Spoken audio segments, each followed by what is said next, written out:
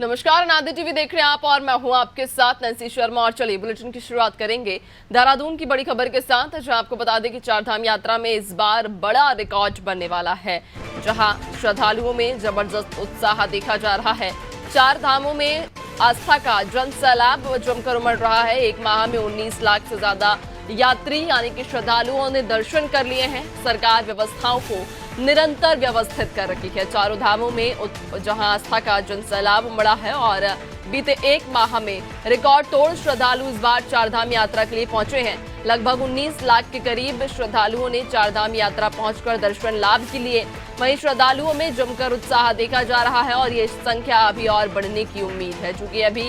एक माह का ही आंकड़ा सामने आया है। बीते एक माह में 19 लाख श्रद्धालु चारधाम यात्रा के दर्शन कर चुके हैं, दर्शन कर लाभ ले चुके हैं और आने वाले समय में ये संख्या में और बढ़ोतरी भी होगी, जहां चारधाम यात्रा को लेकर अब नया रिकॉर्ड बनने वाला है। और श्रद्धालुओं की बढ़ती हुई संख्या को देखते हुए प्रशासन ने भी यहाँ पर अपनी व्यवस्थाएं पुख्ता कर ली हैं, जहां निरंतर अपनी व्यवस्थाओं को व्यवस्थित यहां प्रशासन करती हुई नजर आ रही है। चूंकि इस बार रिकॉर्ड तोड़ श्रद्धालु चारधाम की यात्रा के लिए पहुंच रहे हैं। हालांकि शुरुआत में कुछ असुविधाओं का सामना जरूर करना पड़ा था श्रद्धालुओं को, लेकिन उसके बाद से लगातार व्यवस्थाओं को पुख्ता किया जा रहा है, व्यवस्थित किया जा रहा है और ऐसे में श्रद्धालुओं को कोई परेशानी ना हो, इस बात का भी खासा ध्यान रखा जा रहा है। ज्यादा जानकारी लेंगे, सहयोगी सोनू हमारे साथ जुड़ गए हैं। सोनू, इस बार चारधाम यात्रा में नया रिकॉर्ड बनने की तैयारी है। बीते एक माह में 19 लाख श्रद्धालु दर्शन कर चुके हैं। देखिए, जो चारों धामों की कैरिंग कैपेसिटी है और जो व्यवस्थाएं हैं उसमें कैसे इजाफा किया जा सकता है, सरकार और सरकारी तंत्र इस पर फोकस कर रहा है। चूंकि लगातार यात्रियों की संख्या में इजाफा हो रहा है और दिनों दिन जिस तरह से आस्था का जनसैलाब जो है वो चारों धामों में नजर आ रहा है, अब सरकार के और पूरे सरकारी तंत्र के ये वो वक्त आ गया है जब एक नई रणनीति के तहत व्यवस्थाओं को अंजाम तक पहुंचाना होगा। तो ऐसे में आने वाले समय में उत्तराखंड की धामी सरकार की जो कैबिनेट की बैठक होगी, उस कैबिनेट की बैठक में चारधाम यात्रा की व्यवस्थाओं से संबंधित जो प्राधिकरण बनाए जाने की बात हो रही है, उस पर कितना गहनता से गंभीरता से मंथन किया जाएगा, ये देखना होगा। आपने स्वयं इस बात को कहा नहीं कि जिस तरह से लगातार चारों धामों में तीर्थ यात्रियों की संख्या बढ़ रही है शुरुआती दौर में और अब में अगर हम देखें तो अब काफी हद तक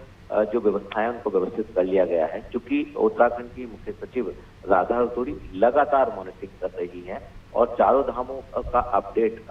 जो जिम्मेदार अधिकारी है उनसे ले रही है और कहीं पर कोई भी व्यवस्थाओं में बदलाव करने की आवश्यकता होती है तो उसको किया जा रहा है। इसी परिप्रेक्ष्य में हम देख सकते हैं कि एक माह में 7 लाख से ज्यादा तीर्थ यात्रियों का पहुंचना यात्रियों के न सिर्फ उत्साह को बयां कर रहा है, बल्कि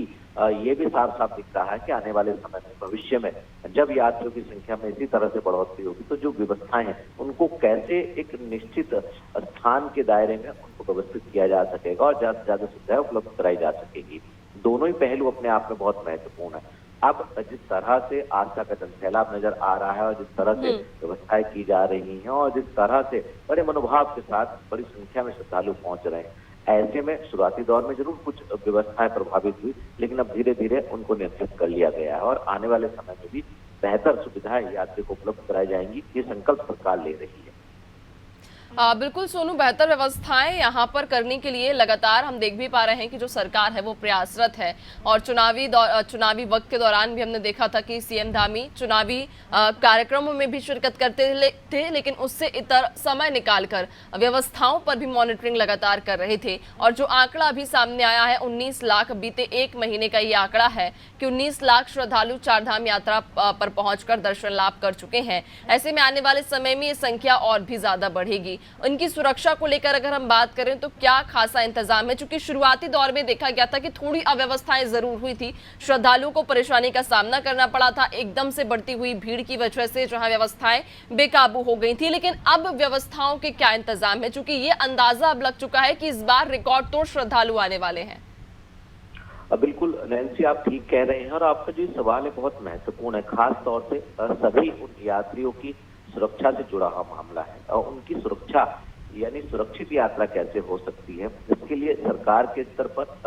बार बार ये अपील की जा रही है कि एक तो जो सबसे बड़ी चुनौती यहाँ इस भौगोलिक परिस्थिति की है वो है मौसम। मौसम का अपडेट लेने के बाद ही जो है यात्री अपनी यात्रा को आगे बढ़े। दूसरा, जो स्वास्थ्य संबंधित जो सुविधाएं हैं उनको कैसे बेहतर किया जा सकता है। स्थायी तौर पर धामों के परिसर में, आसपास क्षेत्रों में जो चिकित्सकों की टीम है, जो संसाधन है, जो चिकित्सालय, उनको कैसे स्थापित किया जा सकता है, क्योंकि जब यात्रा सीजन होता है उस वक्त ही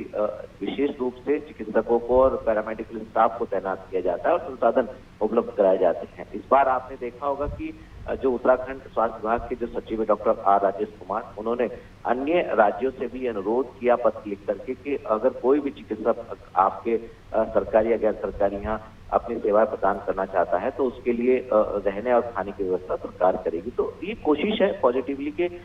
जो यात्री यहाँ बड़े मनोभाव के साथ पहुंच रहे हैं उनकी सुरक्षा जो पहली प्राथमिकता सरकार की होनी चाहिए और सरकार इस पर गौर भी कर रही है। अगर हम इसके अलावा मौसम की बात करें, इसके अलावा अन्य व्यवस्थाओं की बात करें तो सरकार और पूरा का पूरा सरकारी तंत्र बार बार ये अपील करता है कि जो नियम सरकार ने बनाए हैं उन नियमों का पूरी तरह से गंभीरता से पालन करें, चाहे वो यातायात व्यवस्था से जुड़ी हो, चाहे वो मंदिरों